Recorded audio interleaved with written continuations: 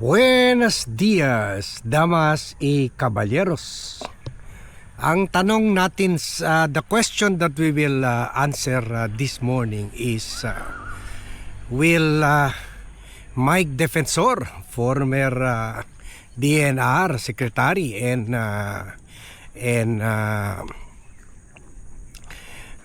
congressman, tell or accuse, or admit na bribe siya ni Senator Dante Marcoleta?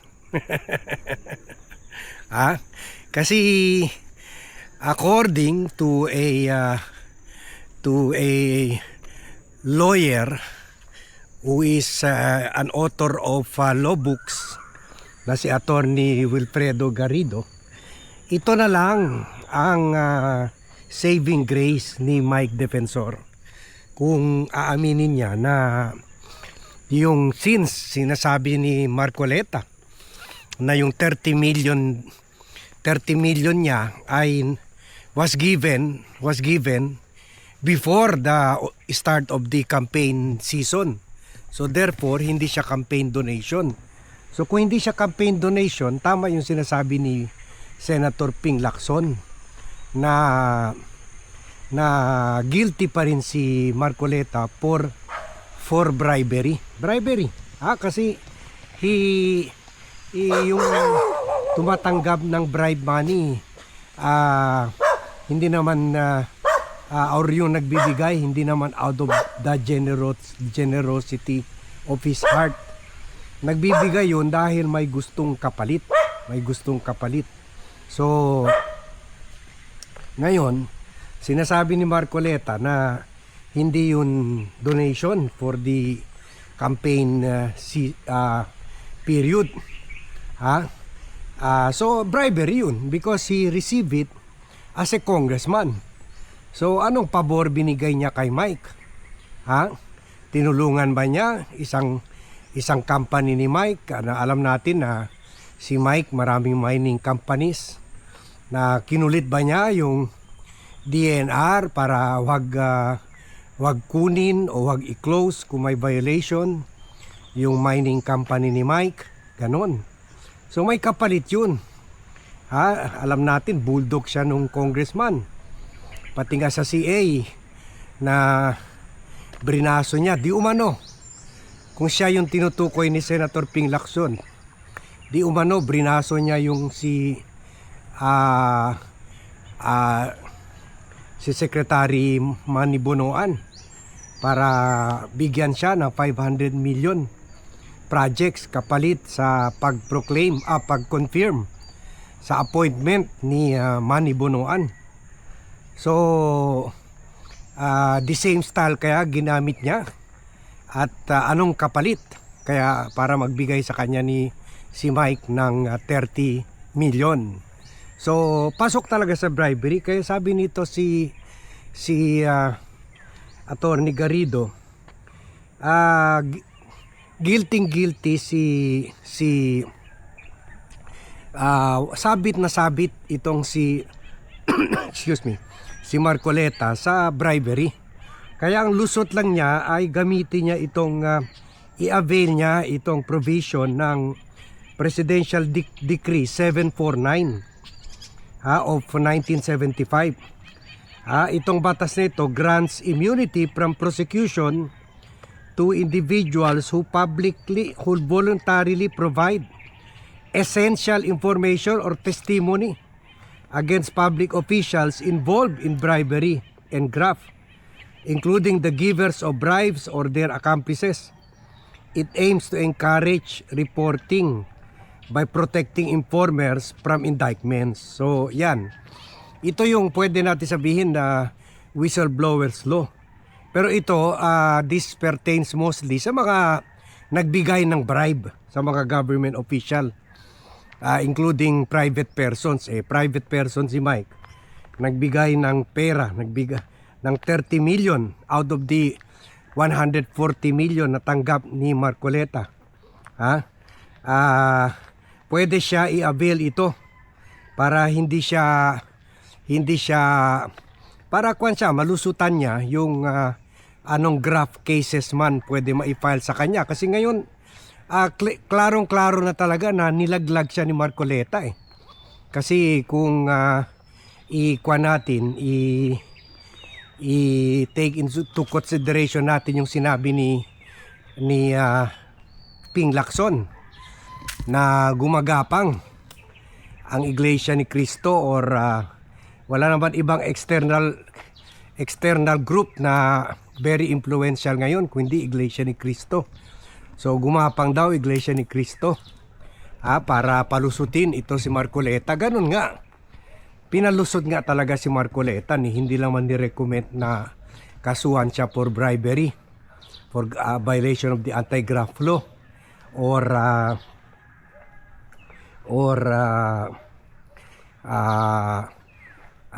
tax evasion for non-payment of sana tulad ng sinabi ni Senator Laila De Lima, sana ni-recommend lang man nakasuhan siya for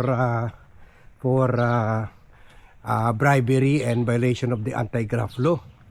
Pero hindi lamang ginawa yun eh. Pinalusot lang talaga si Marcoleta. Ang masakit, inipit or nilaglag sila Mike, pati yung dalawa pang nag-donate ng 140 million in total. Sila ang ginawa mga sacrificial lamb. Sila ang iniwan sa alanganin at nilaglag talaga. Kasi kumbaga, ginamit ni Marcoleta yung Iglesia ni Cristo, kung yan ang tinutukoy ni Ping Lacson, na grupo na pinipressure ang gumagalaw at pinipressure ang COMELEC. Kung yan ang grupo, na, yung iglesia na yan, syempre grupo yan ni Marcoleta. So kumbaga, bakit si Marcoleta lang, sama-sama sila dapat, partners in crime. Sila nga si Mike at saka si Gutesa behind sa si Mike at saka si Marcoleta behind dito sa paglabas sa ops ni Gutesa, ni Orly Gutesa laban kay Saldico at Speaker Romualdez. So kumbaga partners in crime si Mike at saka si Marcoleta. Pero bakit lusot si Marcoleta, iniwan sa alanganin si Mike, ngayon nakaharap sa kaso bribery as recommended by the COMELEC, bribery and violation of the anti-graft and corruption law, and also violation of the law on compliance with the statements of contributions and expenditures na batas rin talaga at may penalty na imprisonment and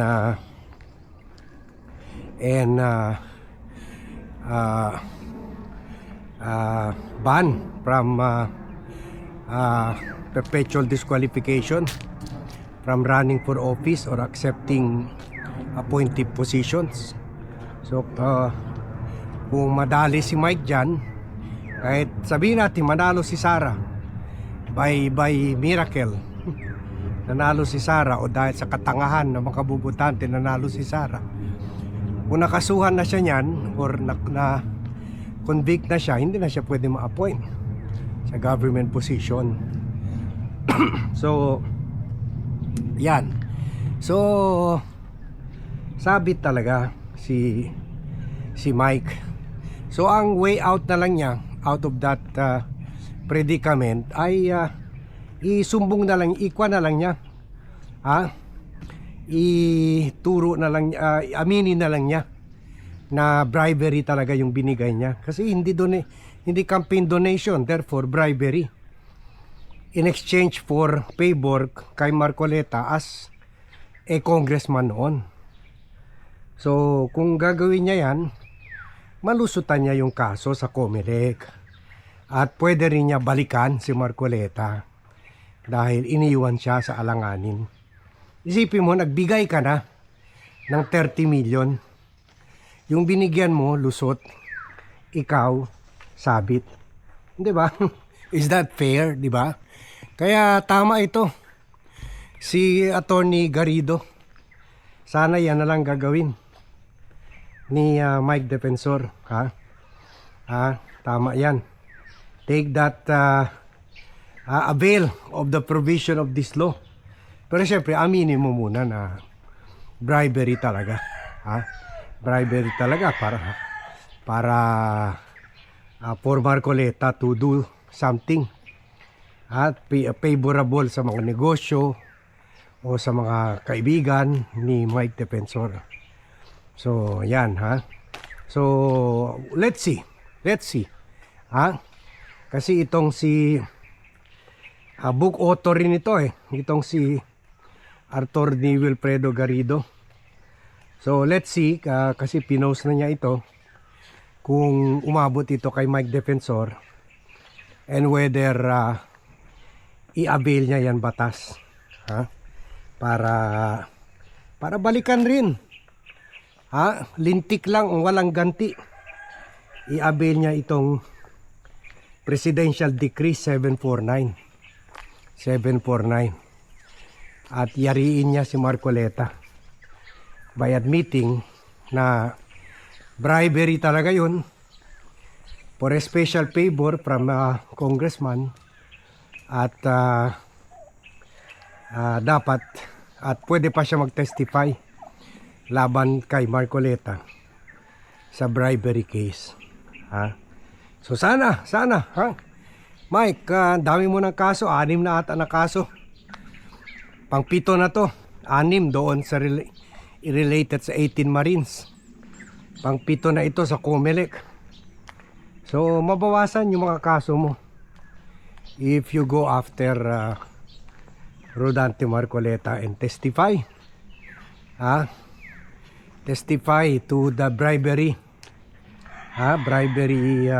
case laban kay Marcoleta or violation of the sayang 30 million lang kung 50 million pati plunder So yan ang development na available development dito sa kaso ni Mike Defensor at yung paglalaglag sa kanya ni Marcoleta. We'll see. Tututukan natin itong issue. Lalo na kung formally ipapile na ng COMELEC yung kaso kay Mike Defensor for violation of the SOSE and other related laws. Anong gagawin ni Mike? Kung ako, ganun na lang, nilaglag na ako ni Marcoleta, ilaglag ko na rin siya. Let's see. Let's see yung anong mangyari dito sa Laglagan Blues na ito ng mga DDS. So thank you very much everyone for watching. Thank you very much for joining me in this vlog. Good morning to all and see you in my next vlog.